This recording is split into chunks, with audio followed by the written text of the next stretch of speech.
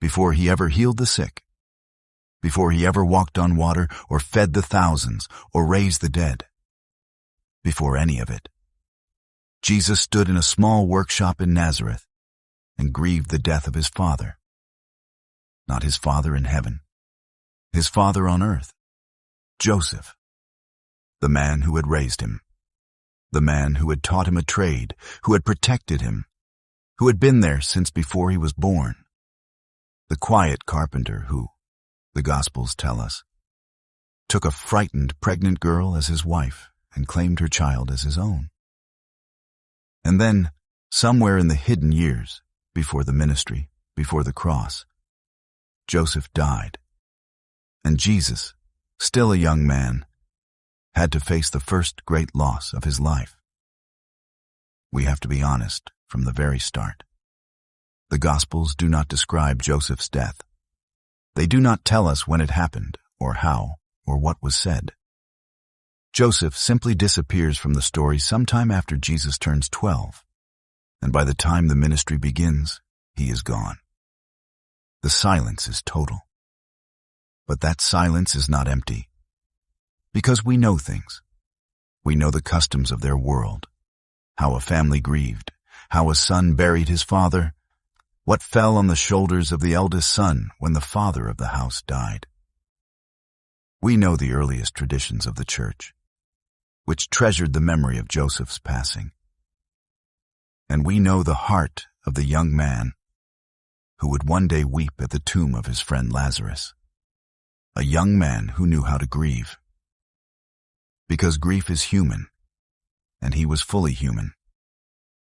In this video, drawing on the Gospels, on the customs of first-century Galilee, and on the earliest traditions of the church, we are going to reconstruct one of the most overlooked moments in the entire life of Jesus: the death of the man who raised him, and what the young Jesus did when his father died.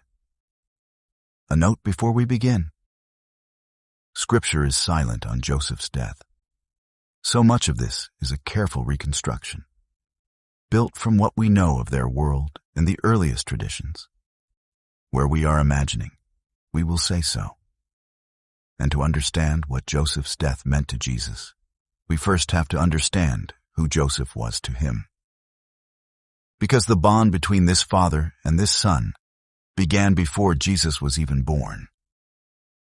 Joseph was a carpenter, a tekton in the Greek of the Gospels, a craftsman who worked with wood and stone, building doors, yokes, roof beams, furniture, the everyday things a village needed. It was honest, skilled, physical work, and it was not the work of a wealthy man. Joseph was, by every measure, an ordinary working man in an ordinary village. But the Gospels tell us something extraordinary about this ordinary man. Something that reveals his whole character. When Joseph was betrothed to Mary, he discovered she was pregnant, and the child was not his. In their world, this was catastrophic. He had every right to expose her publicly, to shame her, even to have her punished severely under the law. But the Gospel of Matthew tells us Joseph was a just man, and that he resolved instead to divorce her quietly, to spare her disgrace. Even before he understood anything, his first instinct was mercy. And then he had a dream. An angel told him the truth, that the child was from the Holy Spirit, that he should not be afraid to take Mary as his wife. And Joseph, a man who never speaks a single recorded word in any of the 4 Gospels, simply obeyed. He woke, and he did exactly as he was told. He took Mary into his home. He claimed her child as his own. Think about what that decision meant. Joseph chose to take on a child who was not biologically his. He chose to face the whispers of the village because people would count the months, and they would talk. He chose to give Mary and her son the protection of his name, his home, his standing as a man. Without Joseph, Mary would have been a disgraced, unmarried mother with nothing. With him, she had a family, and the child she carried had a father. And Joseph kept choosing them again and again in the hardest moments. When King Herod sought to kill the child, it was Joseph who was warned in a dream. Joseph who rose in the dead of night. Joseph who led his family across the desert into Egypt to save the boy's life. He became a refugee to protect a son who was not his by blood. He uprooted his whole life, fled to a foreign country, and started over from nothing. For this child. And when the danger passed, it was Joseph who brought them home. Joseph who settled them back in Nazareth. Joseph who built the life in which Jesus would grow up. Every door in that house, every stick of furniture, the very roof over their heads. Joseph made or provided. He was the protector, the provider, the quiet foundation under the whole family. And here is the thing the Gospels never say in words, but show us in everything. Joseph loved this boy as his own son, not as if his own, as his own.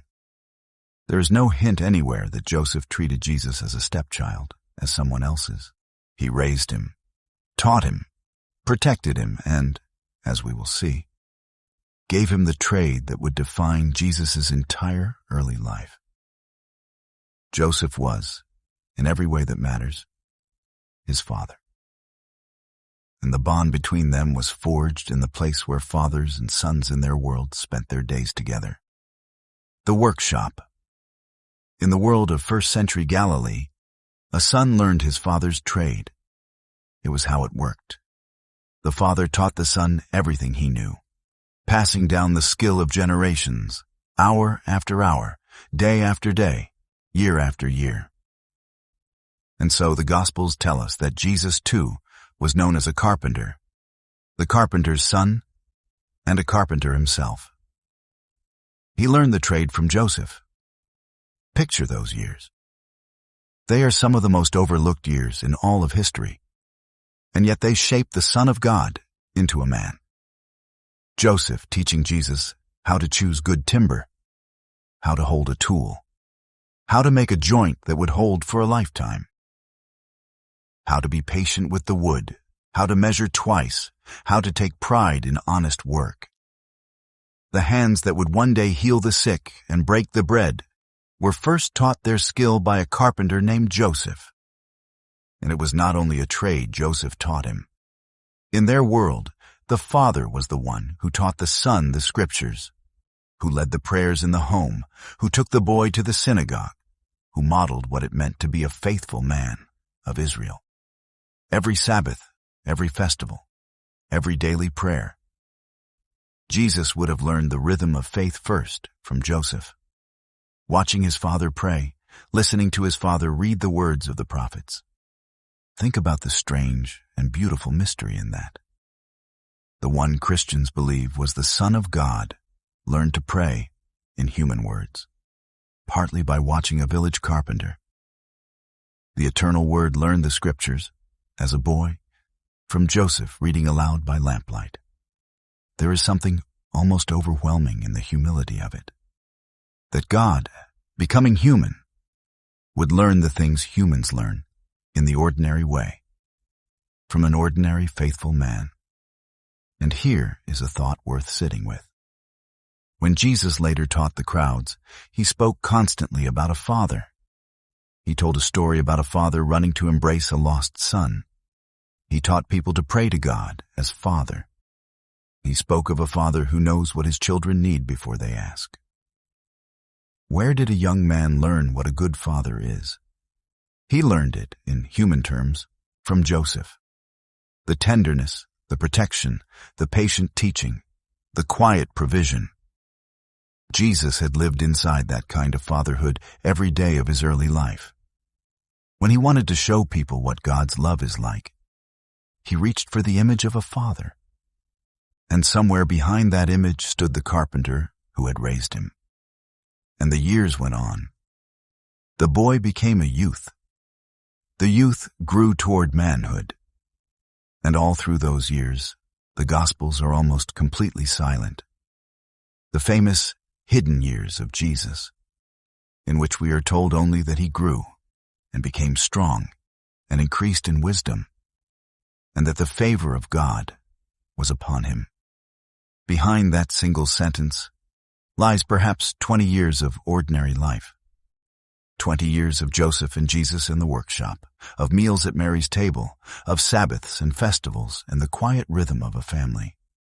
These were the years that no gospel records, and yet they were the longest part of their life together. The vast majority of Jesus' life on earth was spent not preaching to crowds, but in that small house and that small workshop, with Joseph and Mary, doing ordinary work. And the man at the center of that ordinary world, the one who anchored it, who provided for it, who taught and protected and led it, was Joseph. There is one moment, and only one, that the Gospels give us from those years. And it tells us something important about the family. When Jesus was 12, the family traveled to Jerusalem for Passover, and on the way home, the boy was missing. For 3 days, Mary and Joseph searched in terror until they found him in the temple. And notice, it was Mary who spoke. But she said, "Your father and I have been searching for you in great distress." Your father. She meant Joseph. To the family, to the village, to the boy himself. Joseph was his father. Fully, without qualification. And then, after that one glimpse, the silence returns. And the next thing we know, the very next thing, is that Joseph is gone. Here is one of the quiet mysteries of the Gospels.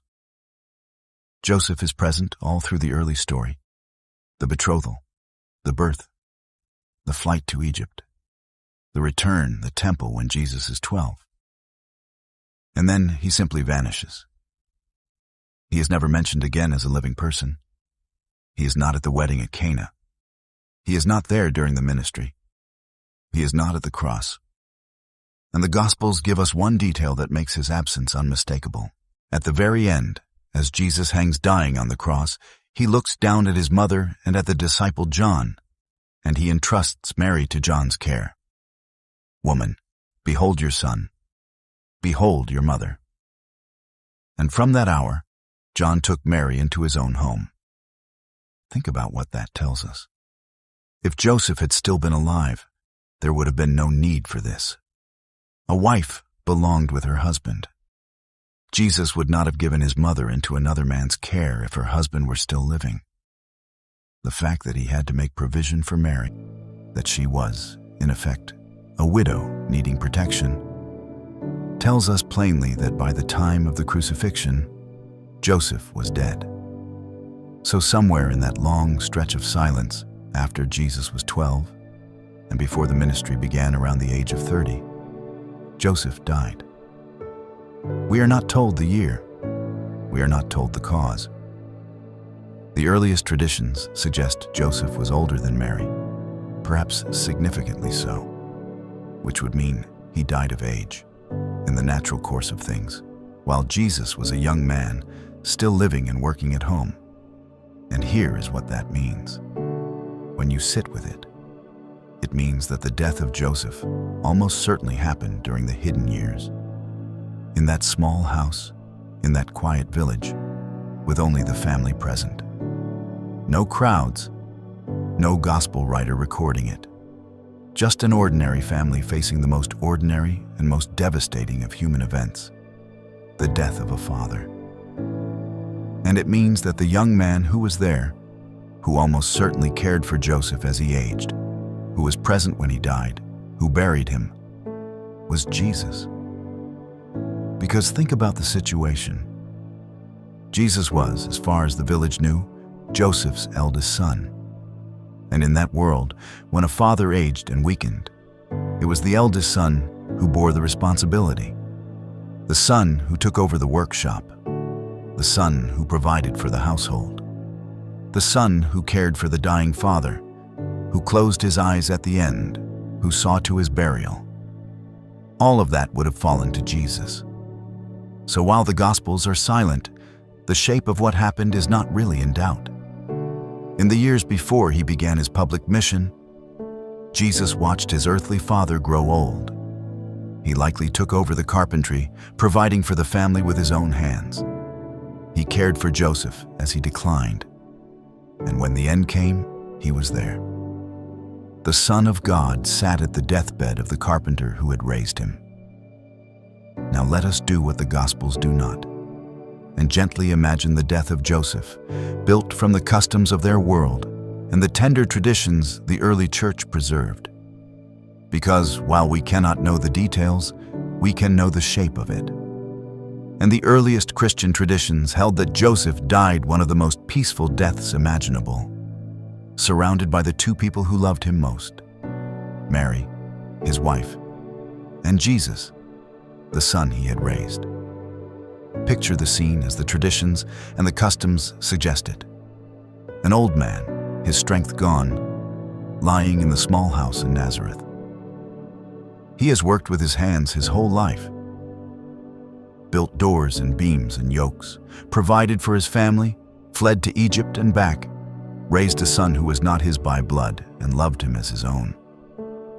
And now his long, faithful, ordinary life is coming to its end. And beside him, the young man he raised. Imagine Jesus there, holding the hand of his dying father. The same hands Joseph had once guided across the wood, now holding the old man's hands as his breathing slowed. What does a son do at the deathbed of his father? He stays.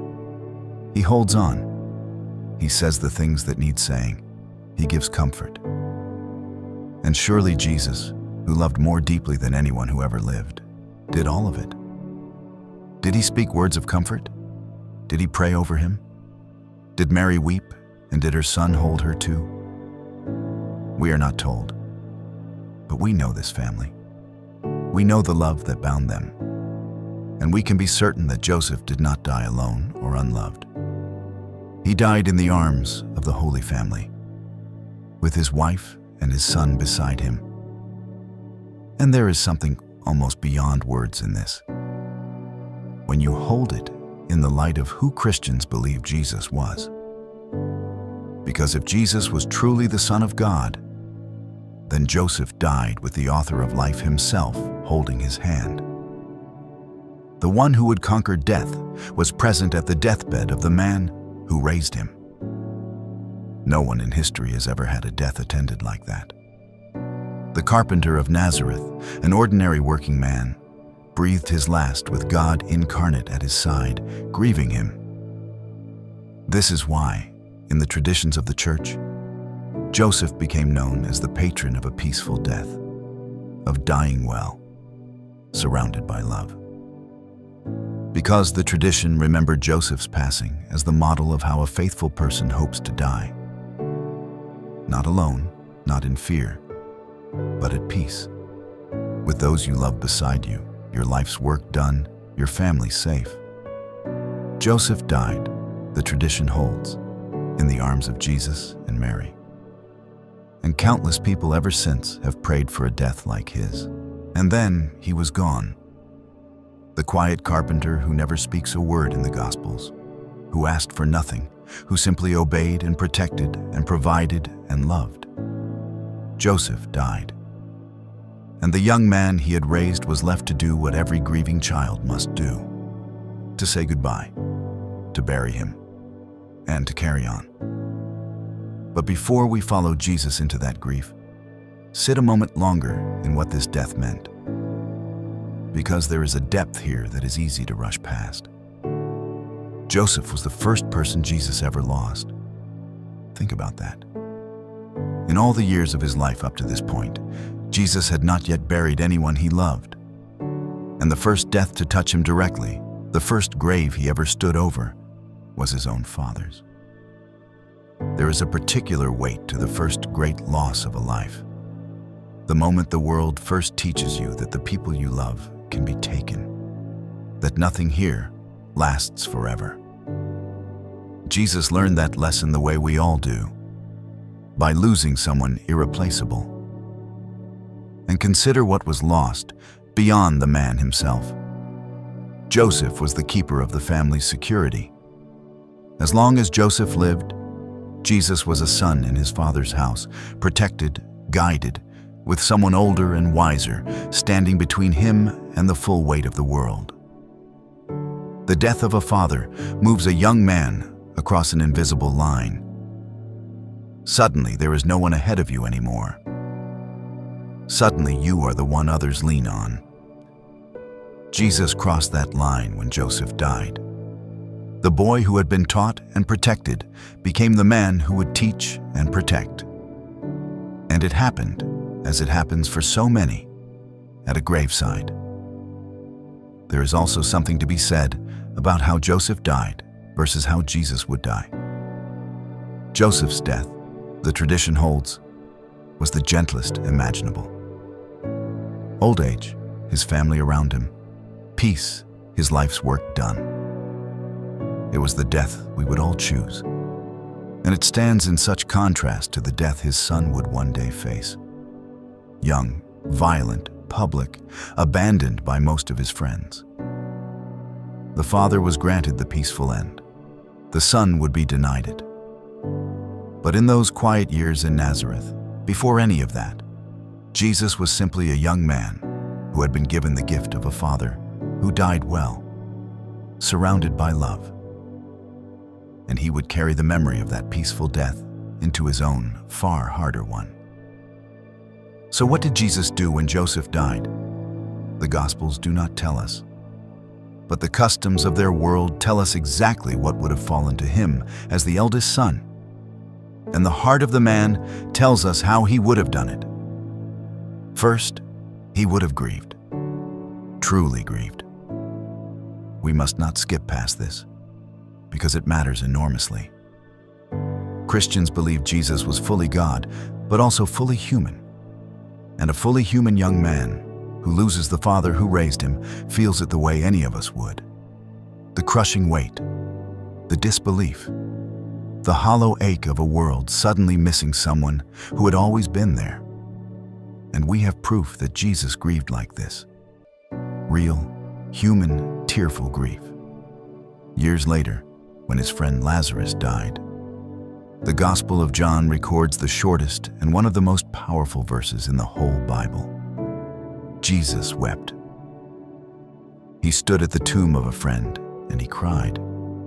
If he wept for a friend, imagine what he felt at the death of the father who raised him. The same tears, the same fully human heart, broken by loss. And there is something worth noticing in that Lazarus story that connects straight back to Joseph. When Jesus wept at the tomb, the people watching said, "See how he loved him." They knew what his tears meant. They meant love. Tears are the proof of love. We only grieve what we have loved. So when we imagine Jesus grieving Joseph, we are not imagining weakness. We are imagining the deepest love. His grief for Joseph would have been the exact measure of how much he loved the man who raised him.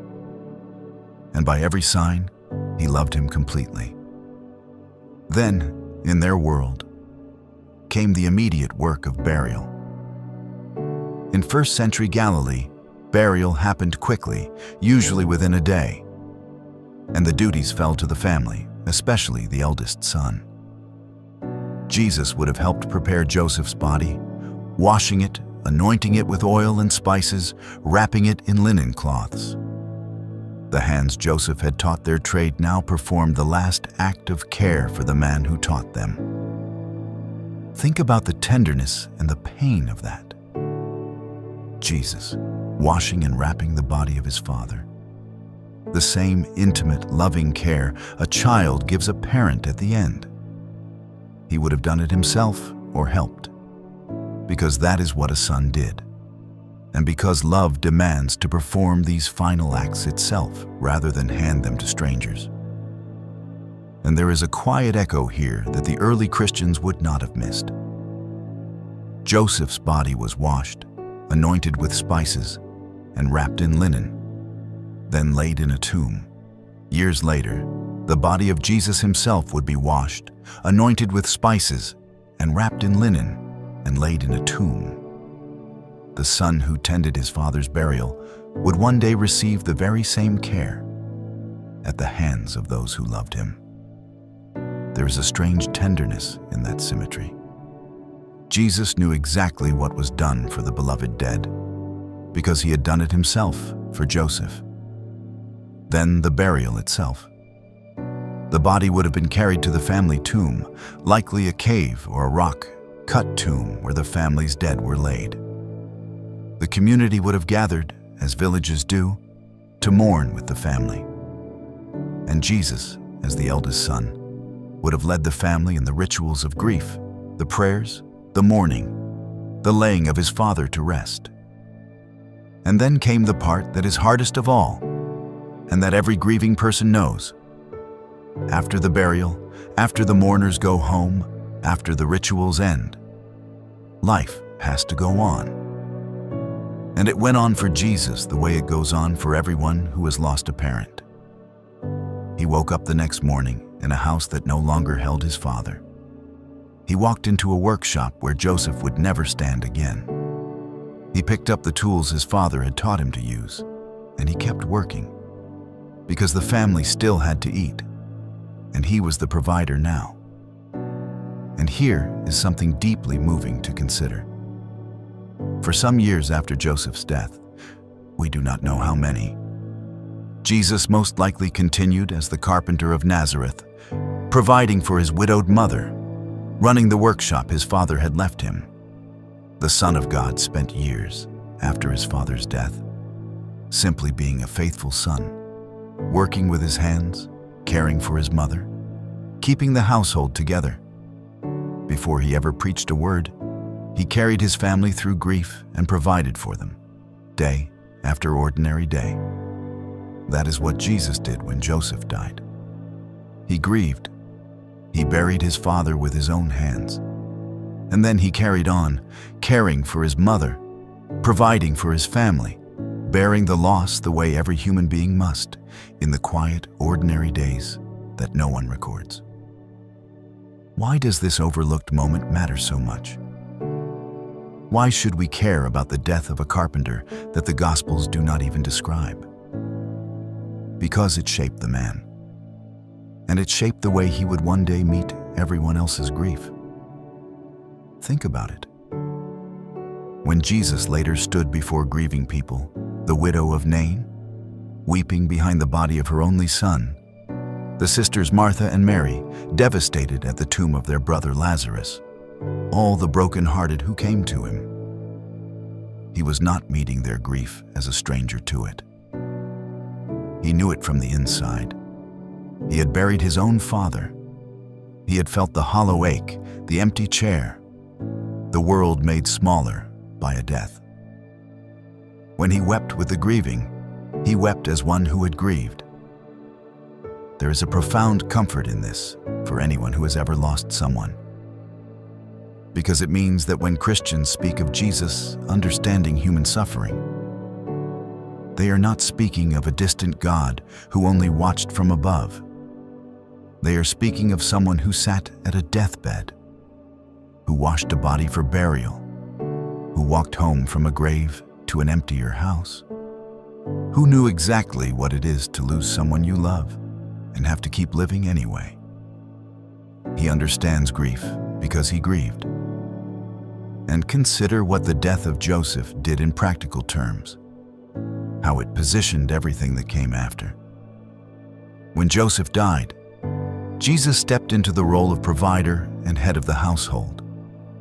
For years, he cared for Mary and kept the family. And then, when the time came for him to leave and begin his mission, he had to do something hard. He had to leave his widowed mother behind. But notice, he did not leave her unprovided for. He had brothers, kinsmen, a community. And at the very end, from the cross, he made his final arrangement for her, giving her into the care of the beloved disciple. From the moment Joseph died to the moment Jesus died, we see a son who never stopped making sure his mother was cared for. The responsibility he took on at Joseph's death, he carried faithfully to his own. And there is one more layer here, almost too deep to put into words. Joseph had spent his life as a father, protecting, providing, guarding his family, especially his son. And in a sense, Jesus took up that very role after Joseph was gone. He became the protector, the provider, the guardian of the family. The father had passed on not just a trade, but a way of loving, and the son carried it forward. Perhaps that is the quiet legacy of Joseph. He never preached. He never performed a miracle. He never spoke a recorded word. He simply loved, protected, provided, and raised a son, faithfully, humbly, to the end. And the son he raised would go on to change the world. But before he changed the world, Jesus learned from Joseph what a faithful man looks like. How to work, how to protect, how to provide, how to love quietly and completely, and how, in the end, to face death. Because he had watched Joseph face it, surrounded by love, at peace. And there is a comfort in Joseph's hiddenness that speaks to almost everyone. Because most of us will live lives much more like Joseph's than like the lives of the famous. We will not be remembered by history. We will not perform great public deeds.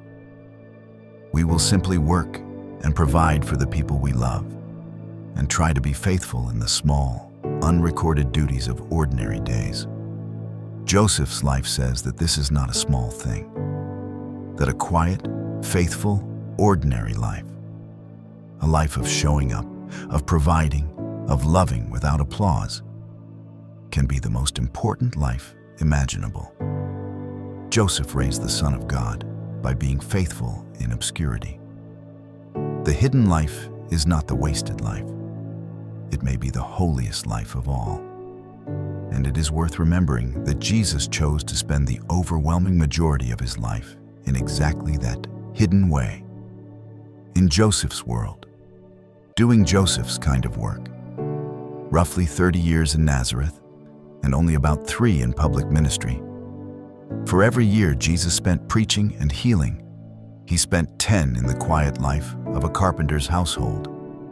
He did not despise the ordinary years. He sanctified them. And the man who taught him to live those years was Joseph. Step back now and look at the whole quiet story. A carpenter named Joseph took a frightened young woman as his wife and claimed a child who was not his own. He protected that child from a king who wanted him dead, fleeing across a desert to save him. He brought the family home and built a life, and taught his son a trade and a faith, year after ordinary year. And then, in the silence of the hidden years, he grew old, and he died. Peacefully, the tradition holds, with his wife and his son beside him. And the son he raised grieved him, buried him, and carried on, caring for his mother, providing for his family, bearing his first great loss the way every human being must. Before Jesus ever began the mission that would change history, he had already lived through the most universal of human sorrows. He had lost his father, and he knew from the inside what that loss does to the human heart. We tend to overlook Joseph. He is the quiet figure at the edge of the Christmas scene, the man who never speaks. But think about what he did. He raised the Son of God. He gave him a home, a trade, a model of faithful manhood.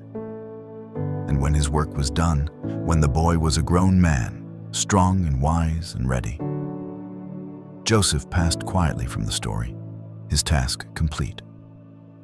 He had prepared the way in his own humble fashion, and then he stepped aside.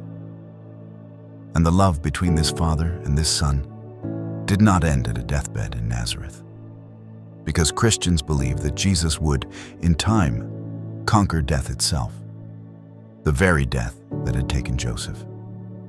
The son who wept at his father's grave would one day walk out of his own. And in that victory, The grief of every father and every son, every loss ever mourned, was met with a promise that death does not have the final word. So when you picture Jesus, do not picture only the miracle worker, the teacher, the figure on the cross. Picture also a young man in a workshop in Nazareth, holding his father's worn tools, grieving the carpenter who raised him, and then drying his eyes and getting back to work, because his mother needed providing for. And that is what a faithful son does. That is what Jesus did when Joseph died. He grieved like a son. He buried his father with his own hands. He cared for his mother, and he carried the memory of a quiet, faithful man into a mission that would change the world. If this gave you a side of Jesus you had never considered, the grieving son, the faithful provider, the young man who lost his father, subscribe, because we tell the hidden human stories behind the figures everyone thinks they already know.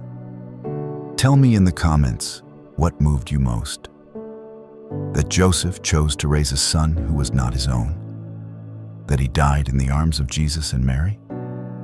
Or that the Son of God knew from the inside what it means to lose a father? I read every comment. Thank you for sitting with this quiet story with me. I'll see you in the next one.